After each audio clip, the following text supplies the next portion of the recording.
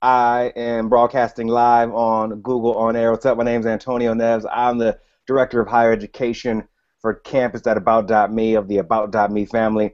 I'm really excited today because we have a really special guest joining us. This guy is a beast when it comes to communication, when it comes to leadership. I mean, you name it, James Robilotta is with us. What's up, James? Yo, what's good? How you feeling? Thanks for having me. Yeah, man, we're glad you're taking the time to join us. I mean, James is an amazing speaker. He travels across the country year-round, and thank you for making time for us today. Also, you may see down there in a couple of boxes is the campus.about.me team, hailing from Indiana University. Of course, we got John Callahan. Give us a wave, John. How you guys doing? Thanks so much for joining us. And she's a graduate from Tulane University, class of 2014, Zoe Bjornson. She's not going to wave because she's in a loud office right now somewhere in New York City. Technology is fantastic. Right now, I'm at home in Santa Monica, California. John is at home in the greater Chicago area. Zoe is in New York City. And before we got online, James actually shared with us where he is right now. James, let us know where you are. You know, I'm in one of my best friend's childhood bedrooms right now. I got all these classic posters all over the wall. I'm ready to rock out. You know, get my teen angst on right now. Well, that's a good friend. That's letting you use the space to do what we're doing right now. So I think we should go ahead and get into this and get rolling with campus.about.me. John Callahan, Zoe, thank you for joining us. They'll be behind the scenes making cool things happen. Again, my name's Antonio Neves. I'm the Director of Higher Education for about.me. We head up campus.about.me. Right here, this is Campus Live. This is when we bring industry professionals across various industries to support you, college students and beyond, and making sure that you can excel on and off campus during this broadcast. If you have a question, all you got to do is go to the left side of your screen and hit a button called Q&A. And in that Q&A button, you can post a question, and we can select that to make sure we can ask James that question. Of course, you can go to Twitter as well and ask a question. Our Twitter handle is @about.me. The hashtag is Campus Live, hashtag Campus Live, and we'll get to as many of your questions as possible during this broadcast. So again, thank you for joining us. If you're unfamiliar with campus.about.me, this is an amazing platform that helps college students excel on and off campus. Amazing content. We do Campus Live just like this every single week, like with our guest, James Robilotta. Coming up, we have Instagram superstar Rachel Ryle. We have author Lewis Howes. We have Elaine Welteroth from Teen Vogue, you name it. So go to campus.about.me and sign up. But I think let's go ahead and get into this right now. Again, our guest today is James Robilotta. James is a speaker. He's a personal coach. He's a professional communicator. James is an author. He wrote this amazing book right here that I've read that I empower everyone to get, Leading Imperfectly. It's his first book, and it's a great read. But James, before we get into that, I want to start with this, and I know you're a graduate of UNC Wilmington. How would you say your college experience shaped you and who you are today? Yeah, man. College was everything. That's where I learned. I'm from New York, by the way, so I say college, not college. I hope that's okay. But but yeah, college is where I was allowed to fail and where I was allowed to become this person that I always knew that I could be. And so it was awesome. I think like those I took 5 years. I took a victory lap, no shame in that. But those 5 years were kind of like almost like a leadership residency for me, right? Where, you know, I had these amazing administrators and amazing colleagues around me and other students that kind of showed me the way and showed me the light.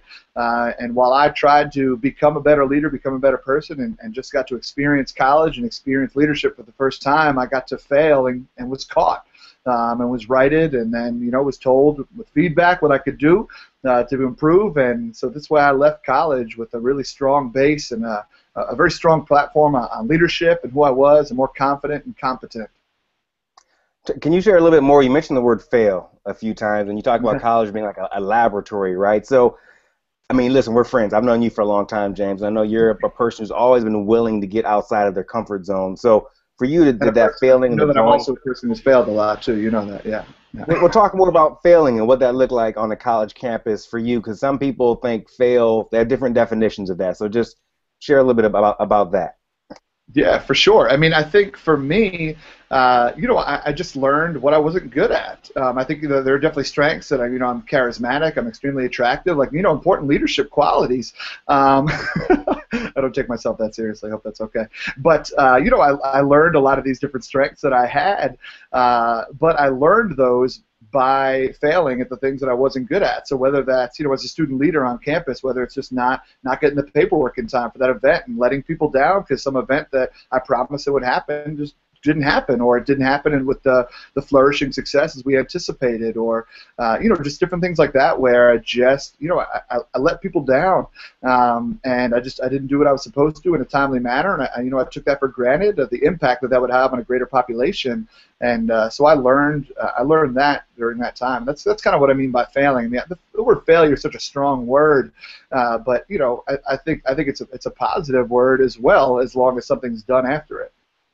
Yeah, you mentioned something being done after it. So when we fail, when we fall short of expectations, I'm guessing there were people there not only to make you aware of that, but also find a way to lift you up. Is that fair to say?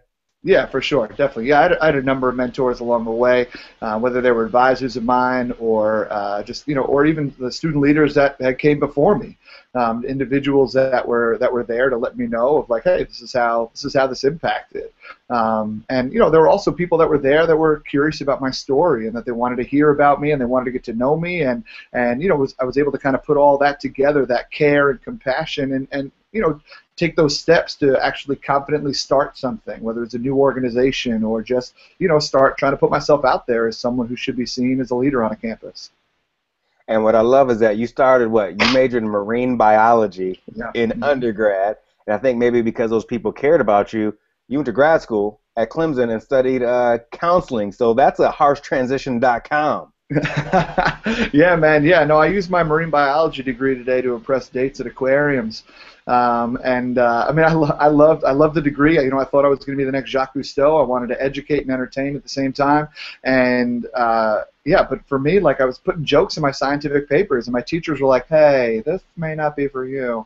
And I was like, "Yeah, you're probably right." But I was an over-involved student leader and loved that. And so one of my advisors was like, "Hey, it seems like marine biology is not what you want to do. Have you ever thought about, education and working with college student leaders?" And I was like, yeah, that's probably a smart idea. So yeah, that's what I pursued, man, and that's I fell in love with working with college students because I think it's awesome. Like college students and the college experience, right? In high school you learn who you are, but in college you learn why you are who you are. And I think that moment where you start asking the question why is when you can start to really challenge someone and where you can start to actually grow. And I love being a part of that process. Right now, people who are watching this, whether they're watching live or they're watching on YouTube, are Googling Jacques Cousteau to see who that is. You and I both know who that is, but that's okay. So you're probably one of the best communicators that I know. I've seen you rock stages in front of hundreds. I've seen you rock stages in front of 50 people, small groups. I've seen you do one-on-one communication with people, just one-on-one, or 5 people in small groups, and you have an amazing gift to draw people in a way that not many people do. So I want to talk a little bit about communication and your approach to it. You wrote there's 3 great posts by you on campus at about.me. One is on flipping the script, getting past small talk. One is communication tip for extroverts, which is people like extroverts need communication tips. We'll go there in a second. But your first post, which has been read and shared countless times, is on communication tips for introverts. And one thing that you shared for introverts, something that they can do is when they go to networking events or gatherings, is to have realistic networking goals. What do you mean by that? Yeah, for sure, man. So I think, when you walk into a room as an introvert, you immediately get overwhelmed if there's 100 people in there because that's not your stronghold. Like you recharge when you're just around a few people or maybe by yourself with book and some ice cream. Like that's your recharge spot. So when you walk into a room with 100, 150 people, you got to flip a switch and turn it on. But I think sometimes we get overwhelmed when we get in those situations, as introverts can do. And so what I tell introverts to do is just set goals. So in other words, this evening, I just want you to have 3 meaningful conversations. That's all you need to have is 3. 3 conversations, and after each conversation, go ahead and treat yourself to something. Whether that's, go for a walk around the block, or go get a drink, or go flip through Instagram on the toilet. Don't act like you don't do it. But like, you know what I mean? Like whatever it is, like go somewhere, recharge for a second, and come back into it. Because for an introvert, it takes a lot for you to commit to the idea that I'm going to let somebody into my circle, right? Introverts have a small group of friends that they like to invest their energy in, whereas extroverts are constantly like, more people, more people. Introverts are like, no, I'm going to spend my time creating stronger bonds with the people that I love. So it's you have to make a conscious choice as an introvert to be like, I'm going to let this person in. So I think it's a wise goal just to set that goal, like I'm going to create 3 meaningful relationships during this moment. That's excellent advice. And for people who don't know you, they just saw you on stage, or they're even seeing you right now. They see your sense of humor, your charisma, etc. Is James Robilotta an introvert? No. No, I'm not. I'm an extrovert. It's interesting. We talk about introvert and extrovert, and ultimately, I mean, so many of these things are just trying to figure out ways so we could put each other in a box, right? Like, what box do you belong in? All right, cool. That's where you are. Now I know how to deal with you. Reality, a lot of you are sitting there and you're like, well, I don't know. Sometimes when I'm around some people, I'm an introvert, and then sometimes when I'm in these situations, I'm an extrovert. So I don't know. And I say, congratulations, you're a human being. Like we have those moments. I'm naturally extroverted when I'm around a big group of people. I turn on and I get excited, and I'm eager to get out there and meet people. You know what I'm saying? I'm going to these networking events with my business cards, making it rain. You know what I mean? Like, but that's my wheelhouse. So I get energized by that, but that's not the way everybody is. Yeah, you're right. I think you're really smart when it comes to we try to pigeonhole people, but we all are humans. We have that in common. Let's get to some more advice for introverts. And when I say introverts, there's nothing good or bad about that. This means sometimes you get energy from maybe inward versus outward. And I know for a lot of people on college campuses across the country, especially beginning of the year, if you're a freshman, it can be an extremely overwhelming experience taking all this new information and stimuli in. James, something else that you mentioned in terms of introverts and that they can use to their advantage in social situations is asking for advice. How does that work? Yeah. So I suggest introverts ask for advice whenever they're in networking situations, because when you ask for advice, it does 2 things. One, it gets the other person talking. And that means that you just get to do what you do best as an introvert, and that's just sit there and listen and be introspective and take those words in, right? Introverts actually think before they talk. It's a novel concept for a lot of us. But introverts actually think, and they're processing what you're saying, and they're caring about it, and they're investing in that moment. So when you ask for advice, it takes the weight off of you, that you don't have to come up with these conversation topics or push through these awkward small talk. Instead, you're kind of setting the bar. And then also, sometimes when we ask for advice, it also strokes the other person's ego a little bit, because I think we all would like to think that we have the ability to help somebody else in some way, shape, or form, but we don't always know when we're a role model or when we have that capacity. So when someone asks us for advice, it's a really cool moment. We're like, oh, me? And it's a special time, so it's a great way to appropriately stroke their ego. You're not doing it in some over-the-top kind of way, but it's a great way to kind of balance that, because it takes the pressure off of you while at the same time letting that other individual know that you value them. Yeah, I love that quote, and I think it's been attributed to everyone on the planet. I mean, I attribute it to myself, to you, to 5 million other people, and that kind of goes to the most valuable thing you can give someone is your attention, which is critical, and then asking for advice is one of the easiest ways to do that. Let's shift gears and talk about extroverts for a second. You wrote this post that I think caught a lot of people off guard on campus.about.me, and it's about extroverts and networking advice for them, and you open up with, what? Extroverts need networking advice? Absolutely. And something you zero in on immediately for extroverts is something you like, focus, focus, focus. Why do extroverts need to focus? Extroverts are like Jay-Z in a conversation. They're on to the next one. You know what I'm talking about? Like, they're just like the next move, like what's good. Like, you know what I mean? They're just, extroverts have social ADHD, and they may have ADHD on top of that. But so they're just intrigued by a lot of topics, and they follow the fun in those moments because they're energized. And so extroverts, when they actually truly want to sit down and have meaningful conversations, they need to focus up and realize that in order for this to be a successful networking moment, They don't just need to be their same charismatic selves. That's awesome. That gets you in the door. But what keeps you inside the room is the fact that you care. And if you don't care, and you're moving all from topic to topic, and you're kind of like waving at somebody else across the room, then you're showing that individual that, like, yeah, I'm fun and hanging out, but like I'm not really invested in you and in our potential connection. So extroverts really need to focus up, and sometimes that means turning your back on the rest of the room so you're not waving at your buddy Mike, and sometimes that just means like being like, what's the next good question that I'm going to ask? So yeah, that's what I would say. It sounds like you're saying quality over quantity. And listen, I know that feeling of trying to get to the whole room and connect with everybody, you're having a good conversation. You hear someone laugh over there. You're like, yo, I should join that. But you said it's quality over quantity. Yeah. Something else you mentioned for extroverts, some I think an excellent piece of advice is be a connector. How can extroverts, or just people in general, how can we be connectors, and what do you mean by that? Yeah, for sure. I think individuals that have the ability to connect people with other people is a really great way to build social clout. And so extroverts are really great at learning a little bit about a lot of people. So this way, anytime we see you, we make you feel comfortable immediately. Oh, man, what's going on, Michael? You've been playing bocce lately? I know how much you love bocce, dude.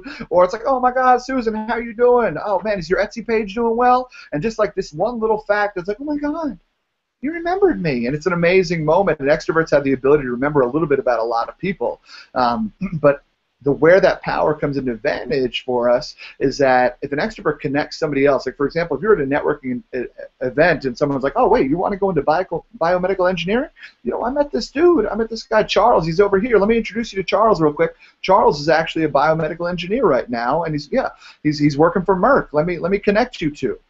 That's an immediate clout and social clout that you can build as an extrovert. So you use that ability to learn a little bit about a lot of people and connect individuals, because you then get seen as a person of value in those social networks. That's great advice. Look, as you know, a lot of students want to be memorable. I mean, when it comes to, let's just say, the career landscape right now, it's extremely competitive right now. If you look at the unemployment rate for 18 to 24-year-old college graduates, or just people in general, it can be a competitive landscape. And what you want to be is memorable. Can you think of times that you've met students and what they've done that made them stand out of the crowd for you? Now, you're a memorable person. You know how to connect with people. You know the art of follow-up, etc. But you think about the students that you met over the years when you go to college campuses.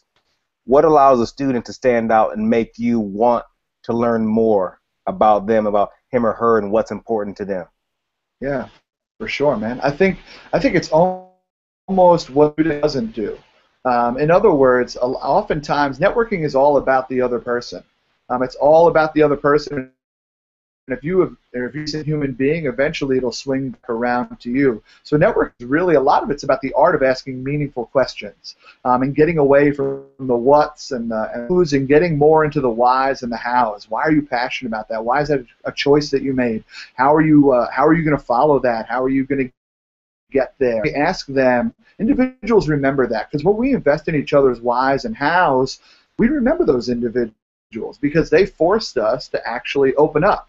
And we had to trust that individual, be like, you know what, I'm going to tell you why, and I'm going to give you a little piece of myself right now. And so I think that's really one of the best ways, is that the individuals that come up to me and connect over those things and are curious about those are memorable to me. And one other thing I think is that situations we feel a lot of pressure to talk about the topic at hand. Like, I want to be a child psychologist. You're a child psychologist. Let's talk about child psychology. I get that. That has its place, but hold on to it for a second. And I think we need to first talk about how we both love biscuits first, right? Like, we got to talk about how we bond over this other thing, whatever it is. Like, you find a random connection with that person and remind them, like, hey, I'm not just here. I'm not some blood-sucking, potential college student who wants to be your intern. No, I'm a fellow human being. And if we're going to work together, that means we're also going to get to know each other some time, and we're going to want to be able to have a conversation about something other than child psychology. So how can we do that? Let's find those fun connection pieces, because we first need to be like, hey, P.S., remember how we're both humans? Yeah, that's really cool. Now let's talk about something with a little more direction. Right. P.S., remember how we're both humans? Did you forget about that? I want to segue into your book, Leading Imperfectly, in a quick second. But let's just talk about humor for a quick second. I mean, listen, I've known you for a while. I think it's very rare that a conversation goes by, whether we're on the phone, we're in person, or we're texting, and that I don't laugh out loud. You're an improv performer. You're a comedian. Um, and being humor, it can be vulnerable, right? But how have you used humor to your advantage? And maybe that does segue a little bit into leading imperfectly, but how you use humor in your life. Yeah, for sure, man. I started early in this conversation that we've been having about how I don't really take myself seriously. One of my good friends, Chris Bruno, who works in student affairs at a school in Georgia, he said, you don't have to take yourself seriously to take your job seriously. And that's a quote that I really live by and that I really love. And humor has played a role in my whole life. You can ask my parents about that. But it's really something that's been crucial to me because humor breaks down walls. Getting somebody to laugh opens a little bit, so then connect with them. So if I can get you laughing, I make you feel a little bit more comfortable. When I need to, talk to you about something more serious, you're like, oh wow, I'm more open to it because you made me feel more comfortable. So humor's a really great lead-in that way, and that's really kind of how I use it. Even in my speeches, I mean, and that point is just way more sticky because they've opened up to me in that moment, and they've allowed themselves to be free. In order to laugh, we have to be vulnerable, and so yeah. So I think it's a great way to kind of get in there with individuals. Is just break down some of those walls, make people feel more comfortable. Right. Leading imperfectly. So just briefly talk about this. We have about 10 minutes left in this conversation, and this has been a lot of fun so far. I think you've given some great advice for any viewer, but including students as it relates to communication, etc. James, how do you just define what leading imperfectly is? Yeah. So I think leading imperfectly is really this idea that we should lead through our faults and lead through our stories. Right, a place where very often we quote a lot of people who deserve to be quoted, like these amazing societal game changers. They've done amazing things to earn time, but at the end of the day is that I'm not going to be those individuals, and even if I want to be those individuals, I need to know some steps along the way.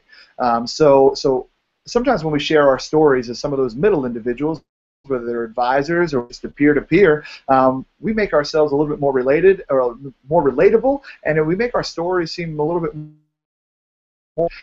So because, in my opinion, we can't learn things from people who are perfect. We can't learn, we can't learn things from people who are perfect. We can only learn things from people who are imperfect. And we don't know if you're imperfect if you don't share your story. So I think a lot of times we have to get out there and trust that we have the ability to impact with the work that we've already done. Now we have to share some of those things. We don't have to be this perfect individual. We don't have to be this hero that is untouchable, that is unreachable, that is like this person who's up on this pedestal we don't really know a lot about. They just kind of swoop in and save the day from time to time. No, we need to be a tangible and transparent role model who's down there in the ground working with individuals, owning their faults, and surrounding themselves with people who are good at the things that they're not, so that we can all operate more effectively and efficiently together. And to follow up on that note, as you think about leading imperfectly, and we talk about leadership, you can't Google the word leadership or go to a college campus these days without seeing the word authenticity.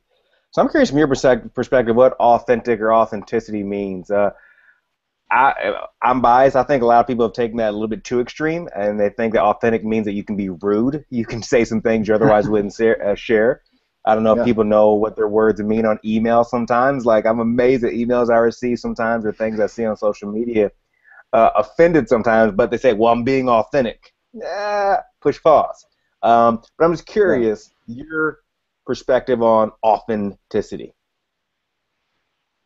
So yeah, authenticity is definitely a buzzword right now, which frustrates me because I talk about it a lot. But but I think really the idea of being authentic is fighting this idea of fake it till you make it. I get a little bit of the fake it till you make it. I get it that we have these things that we're trying to show other individuals that we are competent in, but like if all you ever do is fake it, you never really make it. So I think it's important that we start to own who we are so that we can be real to other people. We have to recognize, where we've come from, where we've struggled, where we've slipped, where we've fallen, so that we humanize ourselves and we recognize the value of sharing that with other people because it makes us more relatable. And I think relatability is a huge piece of leadership, and we can't be relatable with one another if we're not being authentic. If all we ever talk about is business, or if all you ever show me is how you've never messed up, then I don't see myself being able to fill your shoes one day, and that makes me intimidated, and that makes me operate from a place of fear rather than from a place of opportunity. And I think that hurts us. So when we're more authentic and we share a little bit more of ourselves, and just a little bit here and there, our story has a lot of value when shared at the appropriate time and place. So I think that's really what that's about, is owning the fact that your story, that you are good enough. And so how can you put yourself out there? Yeah, it's such an important story, and that's that's our goal with campus at about.me. I mean, this is a site where, James, you can see students from all across the country. You otherwise wouldn't see these young men, women beyond that. They're doing amazing things that they're not maybe on the top 15 young entrepreneurs of tomorrow, but they're still doing exceptional things that deserves attention. So that's why I love you can go to campus at about.me and see these students from across the country doing great things. But so back to that whole notion of authenticity and leading imperfectly. So maybe my last question for you, James, is how does social media roll into this? I think we did a question and answer with you on the about.me blog, and you said that the hot mess that is social media. People see tweets, they see snaps, they see Instagram posts, and apparently, James, everyone lives a better life than you and I do. And it can be overwhelming, it can be depressing, all these different things. So how can students take in social media without being taken over by it? Yeah, that's a great question, man. That's a great question. I think that social media right now, we can be whoever we want on there, right? Like I live in New York, and I got people posting, I got friends up there posting pictures next to palm trees. I'm like, bro, we live in New York. This is where palm trees go to die. Like there's not one, like you went to Miami once, right? And you're posting these tan pictures of yourself all year. It's like, no, post your pasty pictures like the rest of us up here. And I think that's something where, it's something where we can be whoever we want. I have individuals who tell me that they want my life, and I'm like, you may want some of it, but I guarantee you don't know what I'm going through right now personally, and I'm going through some stuff right now. And just because I'm not sharing that doesn't mean that I'm not going through it. And so I think we always of us are climbing our own mountain towards whatever idea of success is, and we're all trying to climb that mountain. It's a little cloudy up top, so we don't really know what's going on, but we know that we're going for it. We kind of have an idea what's probably up there, and we're striving for it. But unfortunately, what we do is we always look at each other's mountains, and we assume that other people are higher than us on their mountains, and they're further along, and that's not necessarily the case. It's about perspective, and you don't know what that person came from or what privileges they had, and maybe they started higher up on the mountain than you. It doesn't even matter, but we compare ourselves too much to other people, and in doing so, we don't give ourselves a chance. So I think social media is a great place for us to potentially be authentic, but it's hard to do. Like the answer to this is not post pictures of yourself when you're crying. I mean, that's too much. But I think the answer is that social media is a great place to call out for help. Whether if there's something that you're struggling with, or if there's something that you just had a question about, I mean, I know through this book, and so I asked for help in some of those areas, and then I've friends that are thinking about moving or just struggling about, should I move, should I not move, how long should you stay in a place before you know it's right, and they pose that question to social media, and that's a great way to kind of share that and open up that idea that we're kind of all going through stuff and we all got questions. So there's a place for it on social media. I think it's just how you do it. And the key is just to really try not to focus on comparing yourself to others, because you don't know what's going on behind the mask. Great. And I think this leads perfectly, James, to our very last question. This has been an exceptional talk. But in terms of avoiding comparing ourselves to others, in your book you point out something really cool, and that is the difference between a role model and a hero. Can you just break down briefly the difference between a role model and a hero, and how that could get shed some new light for people watching this? Yeah, for sure. Normally when I ask that question to audiences, the first answer I get back is a cape. And I'm like, okay, let's go a little deeper. But one answer that I got back that I really loved one time from a student who went to the university is wrong place, wrong time, right person. And a role model is right place, right time, right person.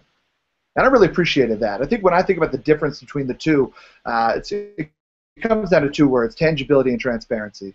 Our role models are tangible and transparent. We have access to them. They're tangible. We can, they have an open door policy. We can reach out to them when they answer the phone, when we call, and they're the individuals that we see on a regular basis, and we see the great things that they do.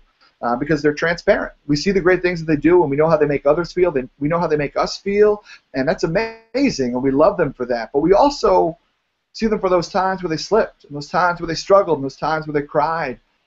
We love them even more for that.